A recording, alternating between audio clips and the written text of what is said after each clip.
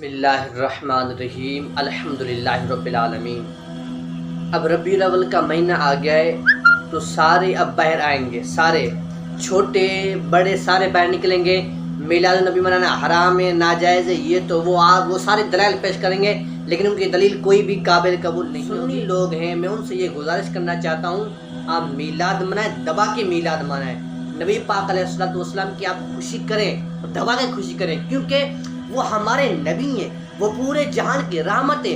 یار ہمارے گھر کے اندر بچہ پیدا ہوتا ہے، ہم اس کی خوشی کرتے ہیں، ہم اس کے لیے کوئی دیگے وغیرہ میٹھا وغیرہ پکاتے ہیں، جو پوری کائنات کی رحمت ہے، جو پوری کائنات کی رحمت ہے، جس کو رب کائنات نے پورے جہان کے لیے رحمت بنا کر بھیجا۔ وما ارسلناک الا رحمت للعالمین، پورے جہان کے لیے جس کو رحمت للعالمین بنا کر بھیجا، ہم اس سے خوشی نہیں کریں؟